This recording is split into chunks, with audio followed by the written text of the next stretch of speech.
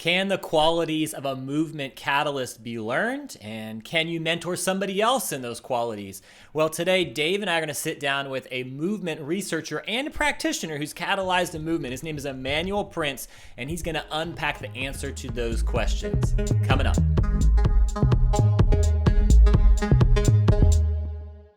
Hey guys, welcome back to another episode of the H3X Podcast, where we discuss the head, hearts, and hands of the multiplying church and our leaders. Today, Dave and myself and Mark Goring are going to have the opportunity to learn from and host Emanuel Prinz, who has just released a book. You guys can see it. It's called Movement Catalyst, Profile of an Apostolic Leader.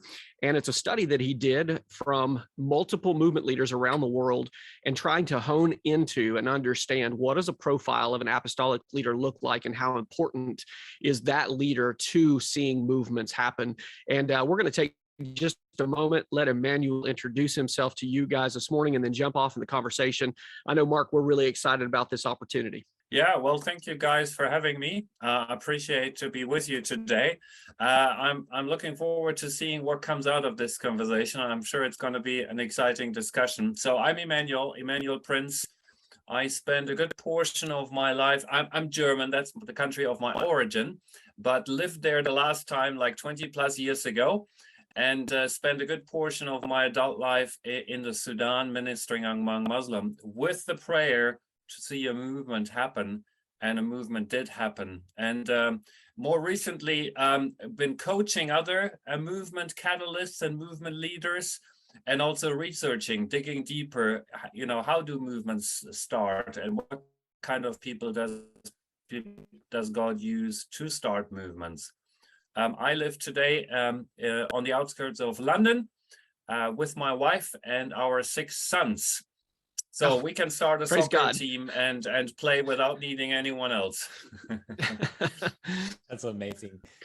Well, that is awesome. 6 sons is awesome. God has blessed you tremendously. Yes, indeed. Just briefly take us through what brought about you doing the research and then writing down what you learned from the research in this Movement Catalyst book. What kind of precipitated it, and what were you hoping to happen? So like 15 years back, when we saw movement breakthrough in our work in Sudan, well, soon, others asked, could you mentor me? Could you coach me? And I did. And I soon realized, there's these precious hours that we have got together every so many weeks. What is most helpful to the people I'm mentoring in their lives? There's so many issues you could address, you could bring up. But I wondered, what do movement catalysts really need to know, to be capable of, to do in their daily lives that really leads to movement? And what are other nice things to have that many Christian workers and ministers and missionaries are engaged with, but they do not lead to movement? And so I asked others, I had informal conversations with friends, with colleagues, but then decided one day, no, I want to study this systematically. And so I made a deal with God and said to God, basically, I want to learn how to do proper research. I'm not interested in a PhD. I'm not interested in wasting precious hours and days and weeks of my life, doing this, unless one day you will use this so that the findings will give us a clearer picture. What are the qualities of those that God uses to start movements? And that will give us then insights to know what do we focus our mentoring, our coaching, and our training efforts on. So that led me on the journey. And then the whole thing, I did this all part-time with a main leadership job, Saturday mornings and some weeks devoted. But so it has been a journey of 8 years until I've completed the studies, and now another few years until finally the book is out. Well, what a joy to connect with you, Emanuel, and not least just because, we title our podcast, The Head, the Heart, and the Hands, the holistic movement leader and the church that they're connected with, or the team they're connected with. And you talked about, or sometimes it's called be, know, do. And one of the things that I've appreciated in listening to some of your content, and I did want to say this as we jump into this, that there's a couple of podcasts that Dave and I listen to Steve Addison's podcast, Movements podcast, and Feeney's podcast, the On the Road podcast. We'd encourage you to check those out. Emanuel interviewed with them and shared a lot of really helpful content that has really framed up where we're going to go in this conversation today. So check those out. We'll put links to those in the description below. But, one of the things you talked about, Emanuel, in both of those is just how your research really led towards it being about the head, the heart, the formation of the leader. And we oftentimes, I think, in the movement world in the last few years have really focused on the hands and what are the practical methods and making sure that we have the right methods. And then that really, it sounds like, led for you into this role of mentoring, and it influenced how you're mentoring. Focus on mentoring, period, but then how you're mentoring. Can you speak to that? Yeah, that's a good question. I think what you're hearing across the board, and that's the case in North America as well as in other places in the world, is I'm simplifying here, of course. A movement catalyst is someone who needs to have understood certain methodologies, certain church planting, movement, disciple making methodologies, acquired the basic skills, so that this is the head and then the hands. And then, of course, ideally have some great spiritual qualities, like be a person of prayer, be a person who loves God and is devoted to God, someone with a character of integrity, and that's it. Now, what my studies across nations and cultures, though, find that this is simplified. Yes, there needs to be a certain knowledge, and there needs to be also certain spiritual qualities, but it's more than what has been talked about. So, we're talking about spiritual qualities like a movement catalyst has a hunger for God. It's someone who actually desires movements to happen, but desires God much more than movements. Is really seeking God for God's sake and wants to develop an intimate relationship with God and know Him and love Him 10 times more than wanting to see movements. And then it's also about the hands, being more than just the how-to practical movement methodology, but really being someone who for example, I'm giving you illustrations, and then you can decide where we go deeper. Someone who knows how to inspire vision. That's what you guys are doing, right? You have got a vision for your region, and now you want to inspire others with that vision. So a movement catalyst is someone who is extremely good at that. Someone who is able to influence others' beliefs. Another example, I think we often emphasize friendship evangelism and sharing our personal story. And that's great. That's powerful. Absolutely. But then, people who are not in the kingdom, but are seekers, often they have certain blockages, certain things that keeps them from pursuing Christ more. Movement catalysts are people who identify these issues, are able to address them and actually change people's beliefs, influence those beliefs. So just to name a few, we can go deeper wherever you would like to go deeper.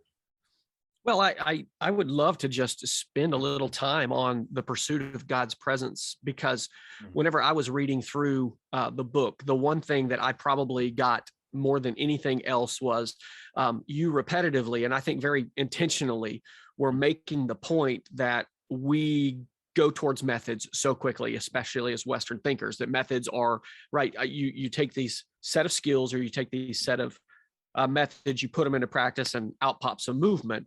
But a couple of ways that you very starkly brought your data to the front is you said the data made it abundantly clear that the apostolic leader is a central factor in catalyzing of movements. And you even spread that out a little bit more and said the apostolic leader is a key element that determines whether or not a movement is launched, not the method he or she employs. Simply put, the right leader will develop the right methodology for his or her particular ministry context. That seems to be the thrust of everything you're trying to get across is that you put caveats on there that the sovereignty of God is always involved, but that's something you can't really quantify. You can't measure, can't research the sovereignty of God because it's too mystical. It's not something we can understand. And then the second thing you put the caveat on was also the receptivity of the group obviously has much to do with that. But for the sake of the study, you had to focus somewhere, and you chose to focus in on that leader. In that research, whenever it came down to it's really the man or woman that God is using, how much does them pursuing the presence of God really make a difference in that element? So the essence of what we're talking about here, hunger for God, is men and women who yearn to know God and love him more deeply. And the relationship with God is not only as lip service, but practically centerpiece in their lives. So they all report of extended and habitual practice of certain spiritual disciplines that they have chosen for best fit, that work for them, that draw them closer to God. You may have heard this, the word is out that typically movement catalysts, the benchmark is, 2.5 hours in prayer a day. Now, I'm very reluctant to quote this without qualification because it can easily become a religious pursuit. Oh, I do this much time. I do 1 hour with God. Now I, become to that level to 2 hours. No, that's not what it's about. It's about the quality of pursuit. But we know with spouses, with friends, well, you go deep with someone that you spend time with. So it is true that all these people that I've interviewed report of practices where they, go way up in the mountains, literally as Jesus does, or in the hills, or they go into a forest, or they have their prayer chamber, or they have very regular retreat days where they take a day off completely, and all they do is take their Bible and maybe a journal, and seek God. Seek God, just God in his heart, and then see God also very specifically about the state of their ministry and the state of the movement. So it's that heart that shines through in conversation after conversation. And the picture that's emerging is kind of, these people want movements too, and they're certainly very dedicated and intentional about that as well. But it's kind of God is blessing them and said, I love your heart. I love how you draw near to you. You're someone I can give a movement. So, I bless you with this ministry fruit. That's the picture. That's not hard data, but that's the picture qualitatively that's emerging from the conversations with these guys. I'm interested to hear, you've done this research and it's informed and helped you as you're mentoring. And so to even just ask that question, is that something, is that, you've mentioned that consistently as a top characteristic, hunger for God. Does that become a filter for the kind of people you look for to mentor? Is that something that you then bring in to mentor, like as a focus in your mentoring? How do you use that and maybe some of the other top characteristics in who you look for or how you get started in mentoring? Absolutely. Yes, to both points you're making, Mark, here. Jesus says, what's the greatest commandment? Love God, love the person in front of you. And then he says, all the rest of it, your life, hangs on these two. So I imagine it as a clothesline. Is that how you guys in America say it? It's how we in England call it.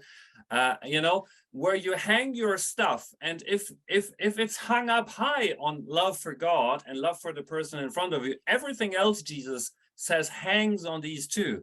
So yes, it's absolutely a filter to say, how deep is someone with God. Of course, you can never measure that, but I think you have a sense of the depth of a person. At least after you've had a few prayer meetings with them, then it becomes clear. So that's one. Yes, it is definitely a criterion for selection. And then you ask the question, how does that then play into a mentoring relationship? Well, I find that most people want to talk about their problems. Fair enough. And, everyone has them in the journey. And that's what a coach and mentor is for, to work through them together. But I always center on and make this deliberately also a point at the beginning, to say questions like, how do you feel about your connection with God? Or how aligned do you feel is your life with God's heart? So start a conversation about this, and then in asking certain coaching questions, I would often say, have you sought God about this, or what would you sense is the heart of God in this matter? Do you have any sense here? So to bring in the perspective of the heart of God. I'm a coach, I'm a licensed and trained coach, and I know all the techniques, and this is all wonderful stuff. But to bring in that angle of the heart of God, and then also seeking God in the midst of the problem, that is one way how this is, centerpiece in the coaching conversations that I'm having with people. The times that Mark and I in our relationship, and then also Carter, one of the guys that's been very influential in Oklahoma City, has been a part of this podcast off and on in the past. It was the times in prayer and study of the word together, and embracing challenges, overcoming obstacles together, that really knit that relationship together.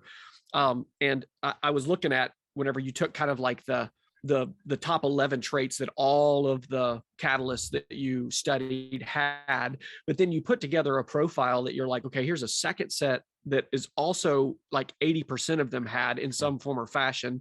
Not all of them had all of them, but it's some form or fashion, about 80%. And I thought the grouping was super helpful, but you put two groups of spiritual and spiritual convictions. Under spiritual, you put the hunger for God, which is what we're talking about, expectant faith, fervent intercession, which we've talked about, evangelistic zeal, confidence in the Bible, and confidence in the Spirit. And I wonder, in your coaching, how much you focus in on that, since your question is, what are you hearing from God?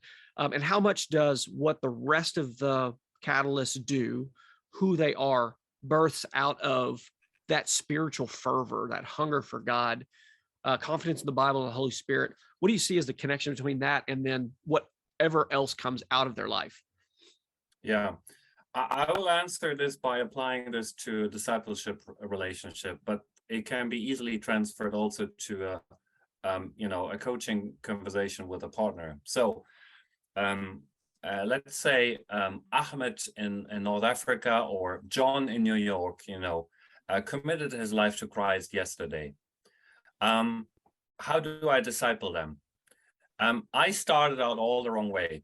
And my Ahmeds had lots of questions, and they brought all these questions to me, and I had all the answers, right? Because A, I'd gone to seminary, and right. B, I had been studying the Bible every single day of my life for, at that time, 10, 15 years. And what it happened, and I fortunately, I was self-aware enough to evaluate this and to analyze this. Well, I tied them to me, because now every time they had a question, they knew that I had answers for them. So they would come to me. And I realized this is wrong, and I must change it. I must tie them to the Bible.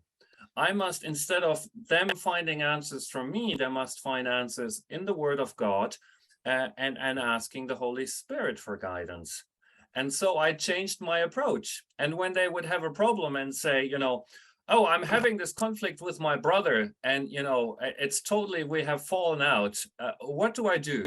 I would say, okay, well, how about you take that passage of Matthew 18 or Ephesians chapter 4 and read it carefully, and then you ask God, this is your words. How does that apply to the conflict with my brother?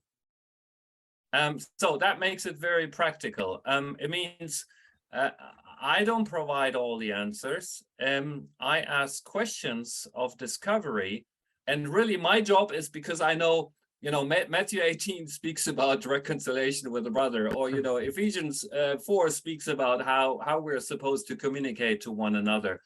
That is the subject knowledge that I bring, but I don't give the answer. The answer is in the Word of God, and the answer they find. And I need, as a disciple maker, to have the conviction, and that's why this trait is called confidence in the Spirit, that the Holy Spirit is perfectly capable to give and guide a baby Christian, baby disciple Ahmed or John the answers that they need. And he does not, depend on my great Christian wisdom and experience.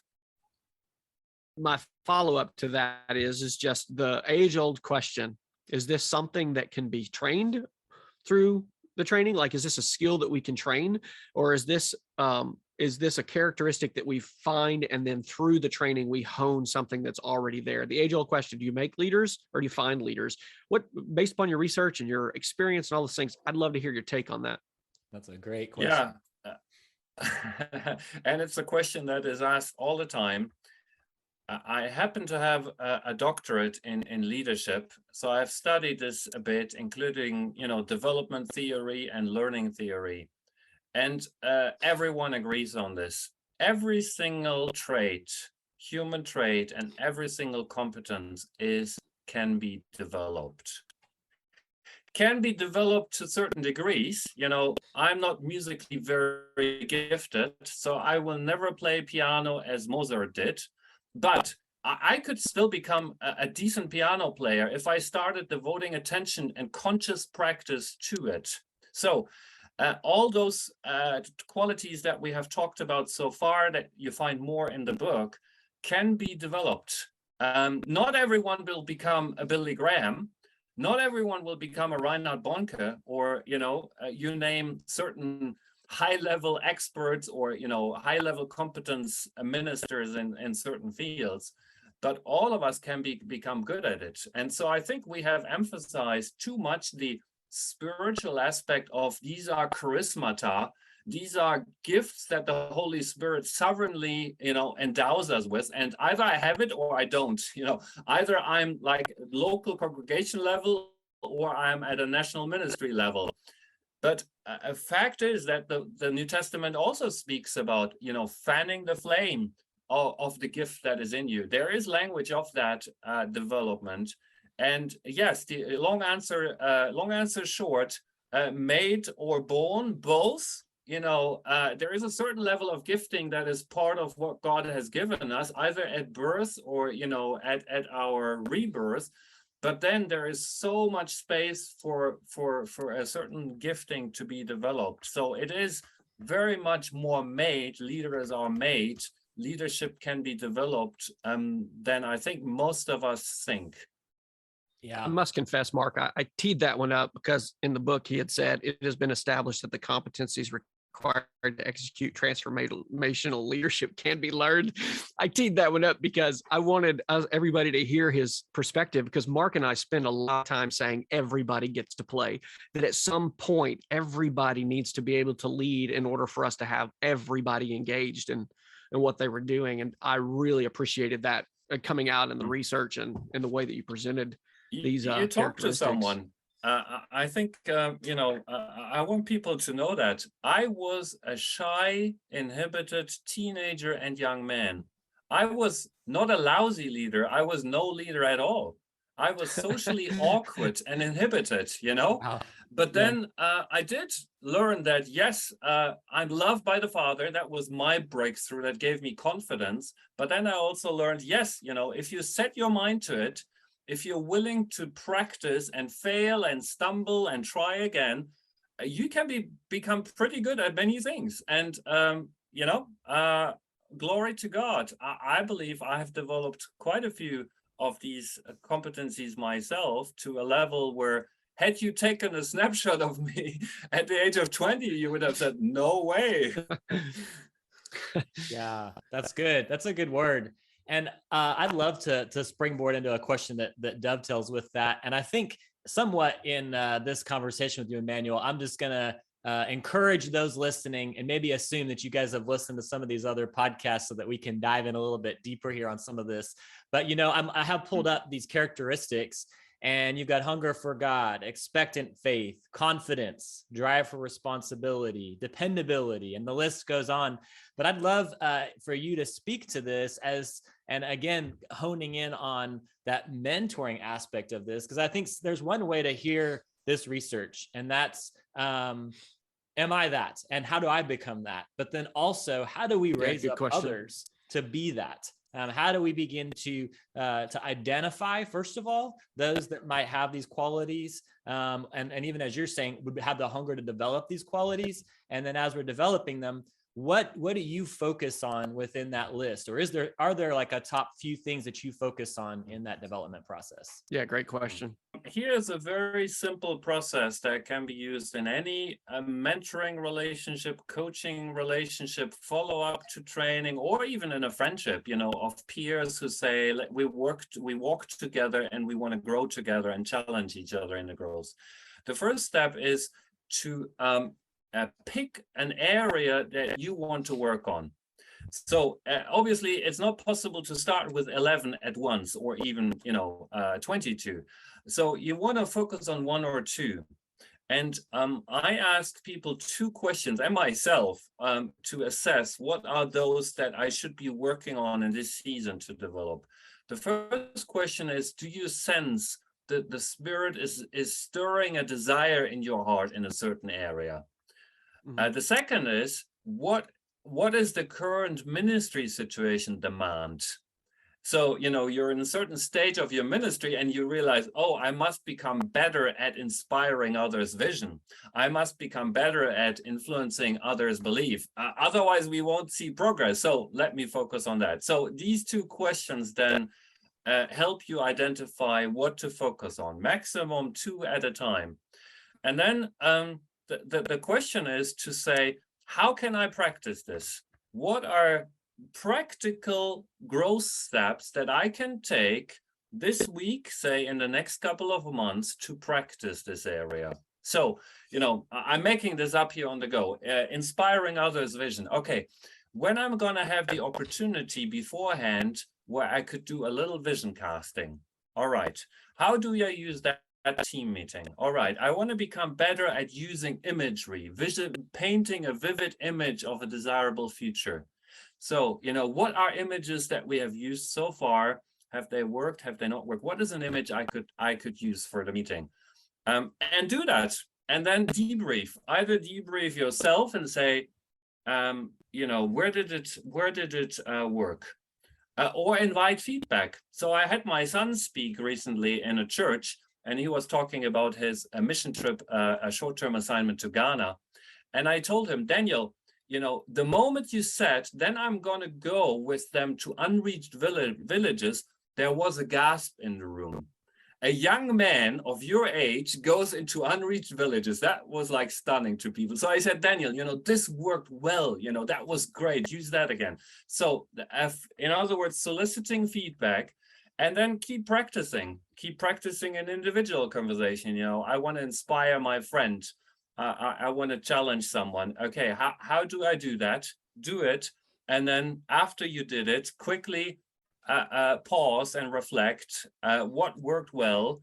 What did I do well? What do I keep doing? And how can I maybe improve better? So it's that simple.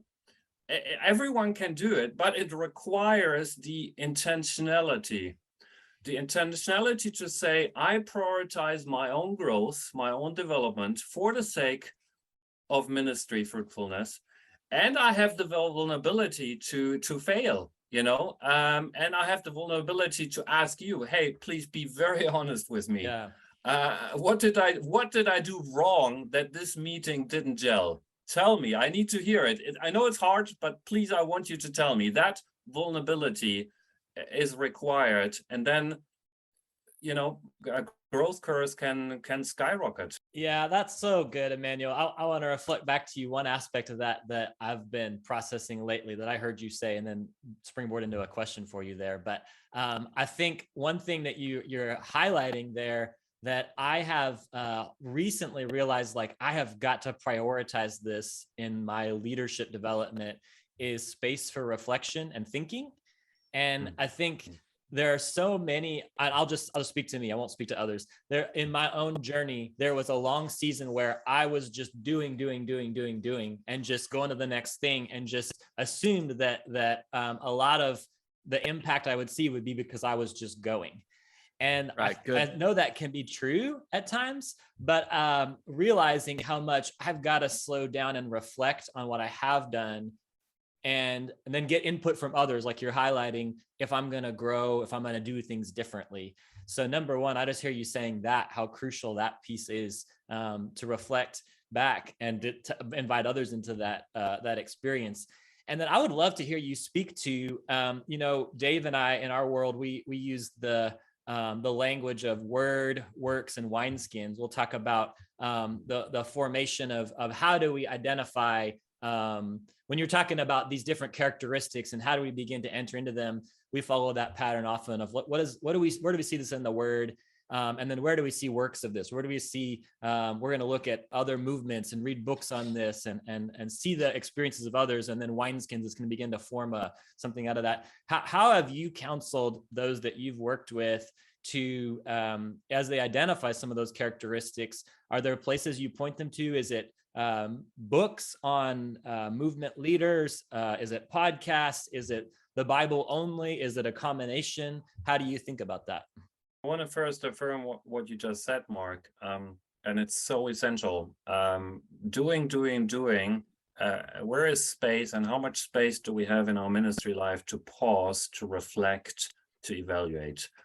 And radical learning is one of those traits, one of those qualities of effective movement catalysts. And the way they describe it, it's a posture to actively engage in experiences in an open-minded way, with the, and that's the key word now, with the expectation that there will be something new to learn.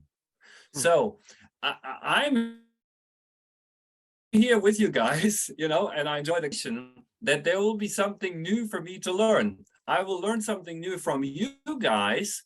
I will learn something new for how I engage with you guys. So, in other words, I hope the next time I'm on a podcast like yours, I will be a better guest than I'm today. That's my expectation toward myself.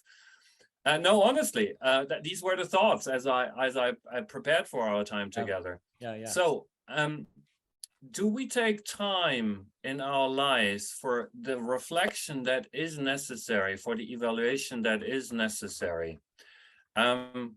I can talk from my personal experience. I would say believe in my own assessment, why I have become the person I have become and why God uses me the way he uses it. And my closest friends would affirm that and say, Emanuel, you're absolutely a radical learner. So that is a very important comment that you made. And I think there is a sense of us Christians, and many of us, I need to serve, I mustn't, this is too self-centered, this is too, soft, close to self-edification, No, again, Jesus went and sought solitude. We know this on a regular basis. I'm thinking of Paul, how many weeks of his life did he spend on a ship traveling from A to B or on the back of a donkey? And he didn't check his email or smartphone, but he was there sitting on the donkey or camel, reflecting on the previous experience in the previous city. So in our hectic, busy world, we need to cultivate that intentionally. And then you ask about the wineskin. I think that works best really in community, in small community, not in a Sunday morning congregation, but either with one friend or two friends, or at maximum, a handful of people who are saying we're the small group, we're the home group, but we're really intentional about this. We're not only discussing the theological implications of a Bible text, but we're thinking, what can we do next week to grow? And next week, let's talk about, where we failed, where we succeeded, and what we can learn from those failures and successes of the past week. That intentionality that a community commits to, I think that is the best wineskin that we can have, that we're not sucked into, again, the whirlwind that life sometimes is, or often is, and ministry often is, but we hold steady on saying, this is my priority. I'm someone who takes time regularly to self-evaluate, to self-assess, and to learn lessons. But that is something I do because I know it will accelerate my learning and my growth. You know, Mark, it was interesting for you guys bringing that up in an earlier study that you had done with, well, I guess a gentleman named Fish that you had kind of referenced in the book. You had said one of the most significant outcomes of that earlier study that you had done is that apostolic leaders with the highest numbers of believers reported to spend at least 4-hour block of time each week in prayerful, evaluative reflection on their progress. I thought that was super important. I mean, like, I underlined it. I put myself a great big exclamation point next to it in the book because of that reflection aspect, but not just how am I doing, but Lord, how am I doing? Asking the Lord about how I'm doing, not just deciding based upon other people's, expectations or whatever. I was just going to say with that idea of community, I wanted to just jump off of that because we definitely talk a lot on this podcast about the multiplying church and our leaders, that community is very important, that this isn't a rogue one-man show kind of thing. Since the way you put this study together was actually through kind of a community of practice where you took a whole bunch of movement leaders and you allowed them to share their responses, and then you went and synthesized, and then you went back to them and let them kind of again interact with those responses. They came back to you, you synthesized them, and you're letting this community kind of interact with each other in terms of their responses and their answers.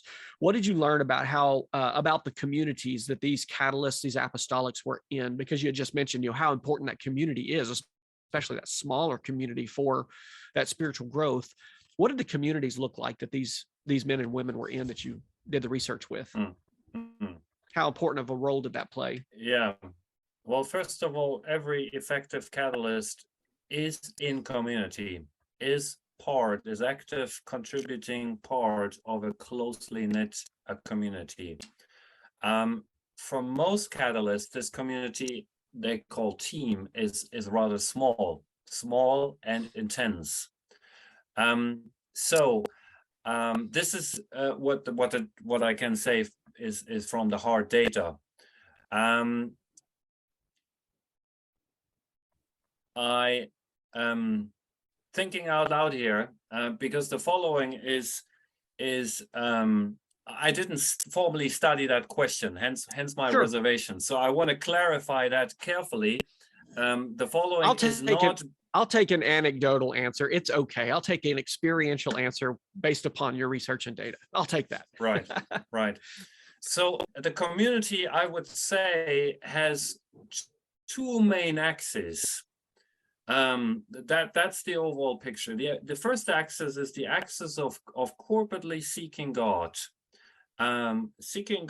in prayer, seeking God, and even as a team of players to engage in discovery, Bible study, and seek new discoveries from the Word. That's one axis.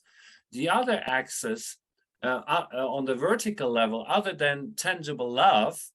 That is what holds the community together is I would call ruthless and regular evaluation, and that ties in with the previous point we talked about. So all these catalysts, or most of them, report of that practice of radical learning that we talked about as being institutionalized. These are not institutions, but becoming programmatic in their life as community. How they do it is done in several different ways. Some would say, we have a retreat of 3 days every 3 months or 4 months, and we leave the ministry, whirlwind, and we pray and we evaluate any progress that we have made. We evaluate any lessons that we have learned. And then we course correct. We make adjustments to the way we have done ministry. Others don't even have a necessarily a retreat, but they do it consistently weekly. So there is no training event, for example, without ruthless evaluation. What went well in this training? What did not go so well in this training? What can we do better in the next training?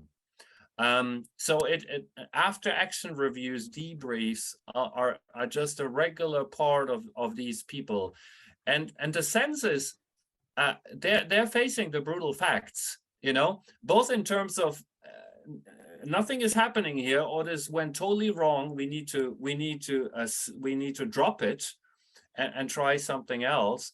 And also in terms of giving each other feedback and saying, the way you led that conversation was not good and not good at all.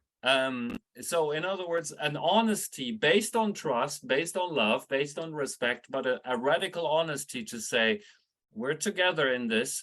And that means because I care about you, I care about your personal fruitfulness and our teams, I will be, ruthlessly honest with you and feeding back to you what I've seen and my suggestion how you can improve. So these are the kind of two axes I see by and large on these apostolic teams. The other thing that I want to branch off of that with the community conversation is at the very end, when you put kind of the model of an apostolic leader together, it was, I'm going to steal your paradigm if you don't mind. I'll make sure everybody knows that Mr. Prinz, spelled with a Z, I'm going to be like Prince with a Z, is the one that did this. But I like had a mind explosion whenever you separated out the person of the leader, the situational factors, the mediators, and the leadership effect.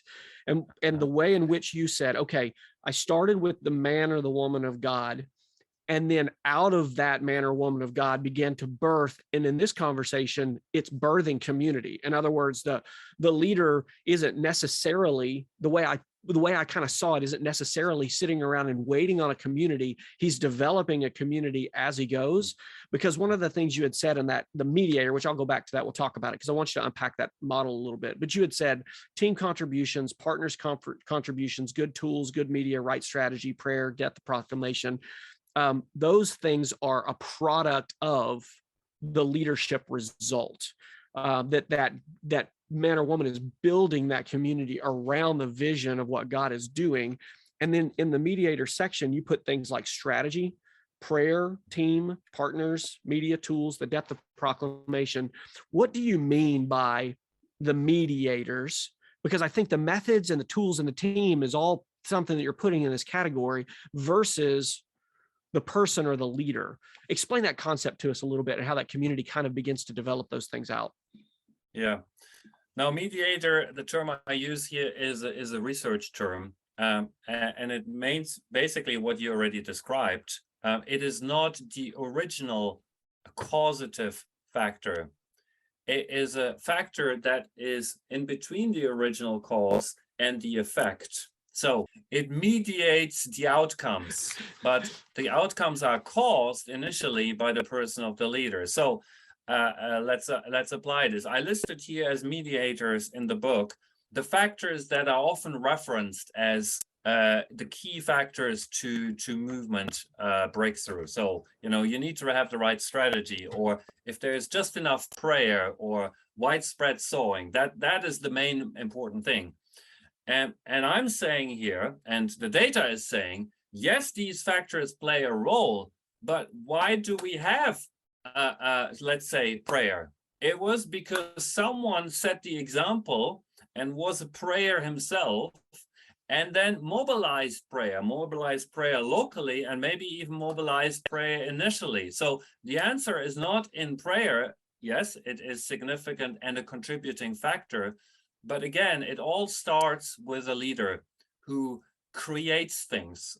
It's not evolution that something happens to be, but it's intentional creation of someone who has a vision given by God and then implements that vision step by step. So that's what I mean here with the term mediator. These factors need to be considered. These factors need to be considered in our strategy making, but they are not the ultimate reason why movement breakthrough happens. The reason is to be sought in the life and ministry of a particular individual with a certain set of qualities.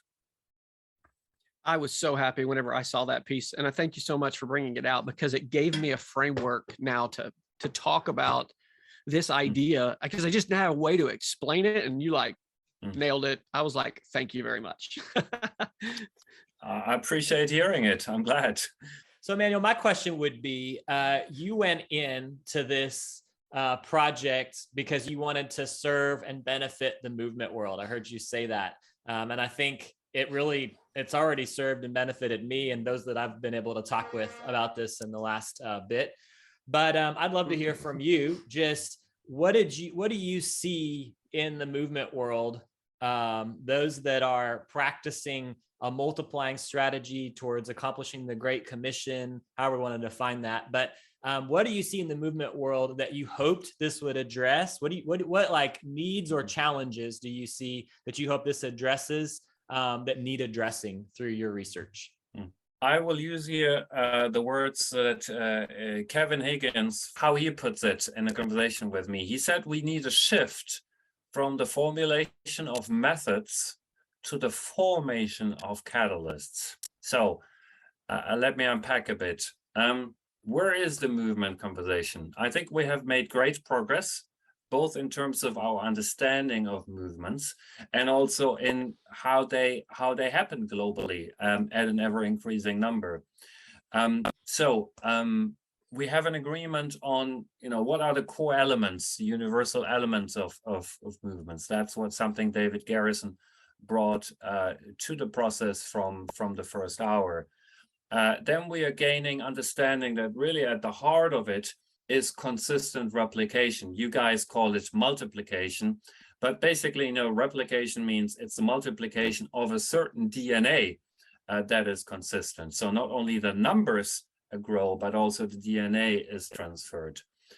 And then there is a gap. I think we're still wrestling with the question, what actually starts movement?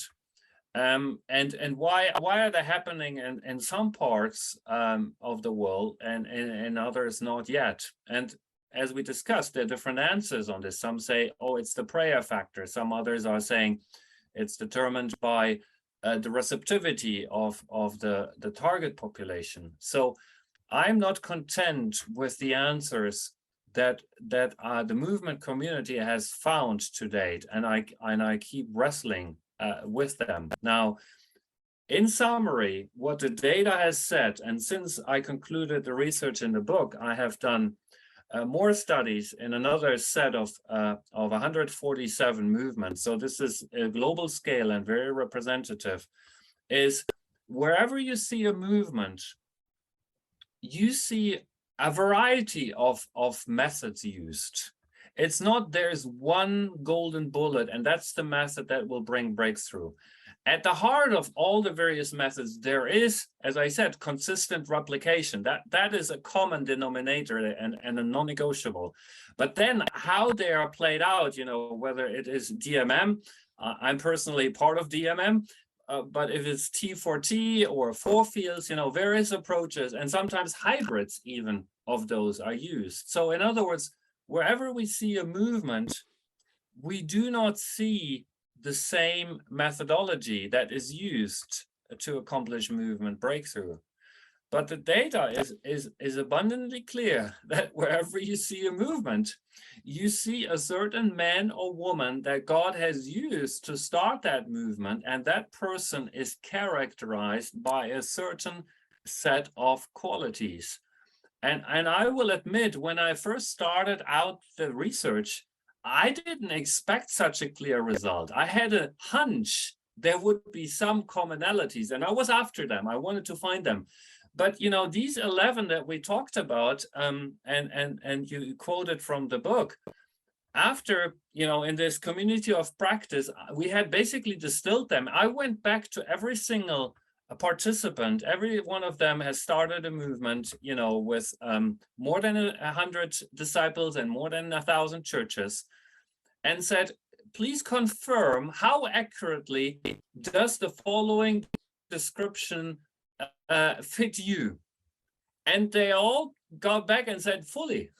So in other words, it is really every single catalyst confirms, says, this is me. We're experiencing this now in another study with my team at the Bethany Research Institute. And we're using these qualities to go back to catalysts and say, tell us more how they were formed in you. And we hear it from them in conversation after conversation and interview after conversation. They said, it's amazing. It seems like you know me. We have never met, but the question you asked, that's exactly me. So in other words, that's the paradigm shift I believe we need. God uses men and women that exhibit certain qualities. And our job is to personally ourselves first to grow in these qualities, to develop them intentionally, and then help those in our communities as well to do that. It doesn't mean methodology is totally irrelevant. Of course, it doesn't mean that. But this is the shift, again, from formulating methods to forming a catalyst. I think that's the overall shift we need to see in the movement community. Emanuel, the focus of your time, apart from research, which is clearly a big piece of it and is very important, all of what you're bringing to the table. But aside from that, it is mentoring. And that is not talked about a lot. So you identified, hey, it's the person and it's the formation of the head, the heart, and the hands of that person that God could use to catalyze. But kind of the corollary of that, the assumption there is that there's going to be somebody that can mentor that person, or they're just going to become these things. Can you speak a little bit to that as we finish out here? Just speak to that process, and even just give you a platform to speak, maybe prophetically, like what do we need to do to see more of that happen so that we can see more catalysts rise up? Well, yeah, he used the language of jolt in the book. Like you said, you're hoping that this research will jolt the paradigm, right? So what is that jolt that you're looking for? That's strong language. I like it. Yeah, it's again, from an emphasis, overemphasis, I believe we have seen, of a formulation of methods, of trainings where trainees come out and conclude, oh, these are the magic 7 steps, or this is the 8-element formula. And if I only roll that out in my place, then I'm going to see a movement.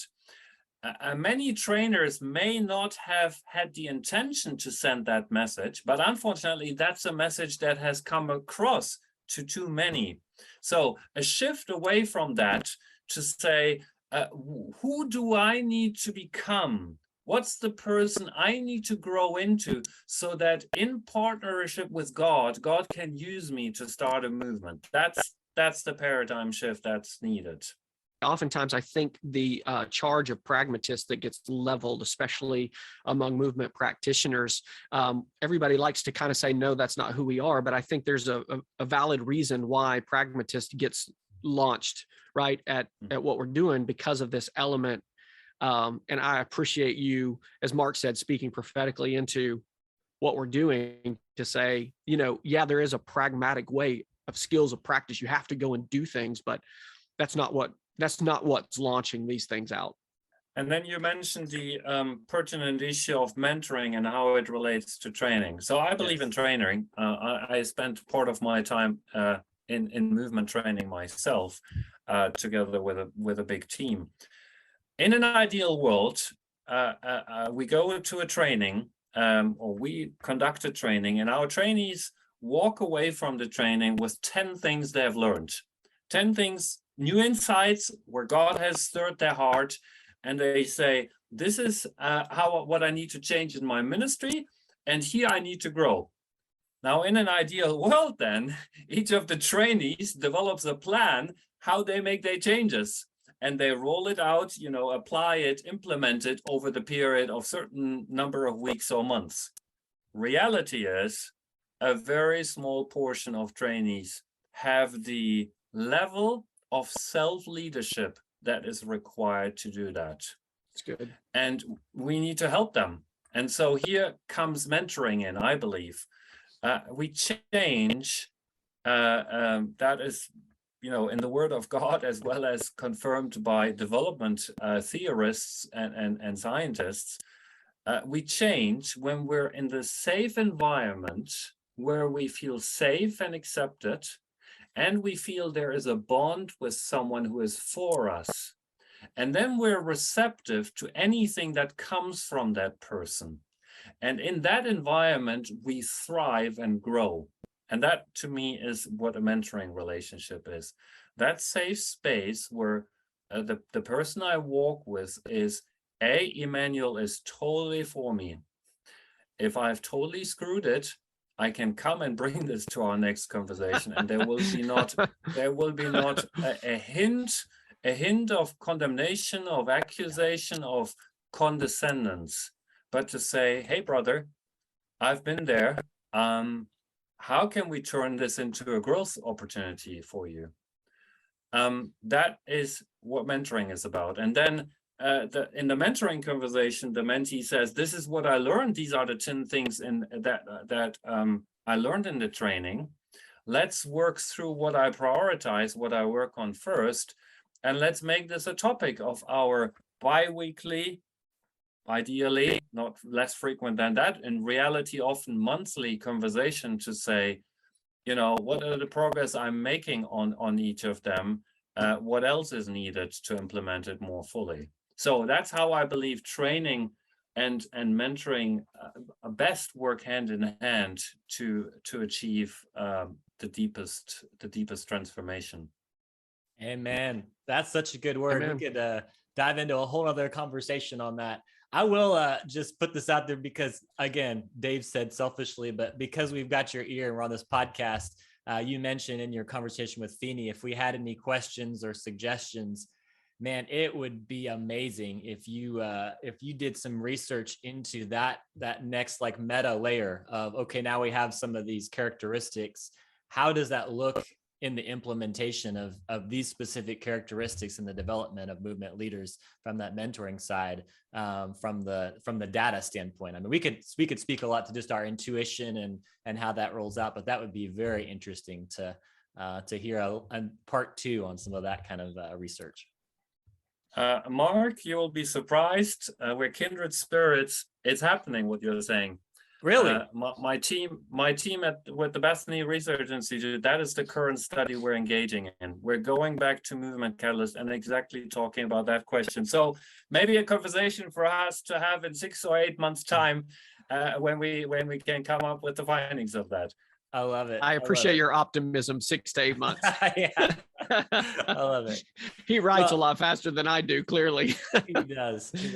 Well, I wanted to make sure we did give you just space as we finish out this conversation today. Any place you want to point those that may listen, we're going to include in the show notes links to the content we're talking about. But is there anything that you'd like to point people to as we finish this time out? Yeah. And I will do this in a very personal way. So I don't know where you stand in your journey with God, but I want to encourage you to never let the belief stolen from you, robbed by the enemy, that God can use you. God can use you in your brokenness and your lack of confidence, in your stumbling, in whatever. So when I started out the movement journey, I said it, I was a timid young man. I was socially all but, a social magnet. I was bordering on awkward. And actually my prayer at the time, and prayers, honest prayers at least, reveal our heart set, I said to God, I have no clue how I'm ever going to be of any use to you. But if you can use me one day, use me to start a movement among a people group that has 0 disciples. That was my prayer in my early 20s. I had no clue, very honestly, no clue how God would use me. And I had even no clue that I could be of use to him. That was my self-image. That was my level of confidence. And yet I decided to cling to him and take one step at a time, in following whatever he showed me as feeble sometimes, as stumbling more than walking, but still I kept going. And that is my encouragement to you. I'm sure you have more confidence today, most of the listeners here, than I had at the time. And probably you're more whole than I was at the time. I certainly wasn't. I hadn't found my identity and my wholeness in the Father's embrace and just being the Father's beloved. I hadn't. And yet God had a journey that he took me on, and here we go. So the only person who believes or should believe that God cannot use you for movement is Mr. Dark, is the enemy. But let's not let this belief gets robbed ever from us. It's about the God who uses us. Do we have time for one story? What was it? The ant, that decided to go on a journey, but then faced a river and didn't know how to cross the river. And along came an elephant, and the ant seized the opportunity and said, I will jump on the elephant, crawled up the elephant and jumped and sat in his ear. And then the elephant took the ant not only across the river, but also where the ant wanted to go. And then when they arrived, the ant says, yes, we have made it.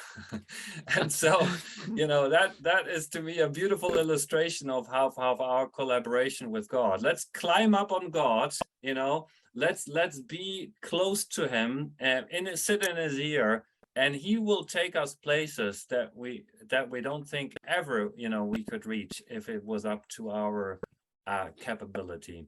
Thanks for joining us today. The time has been with Emanuel Prinz. He's just released a book on his research called Movement Catalyst, Profile of an Apostolic Leader.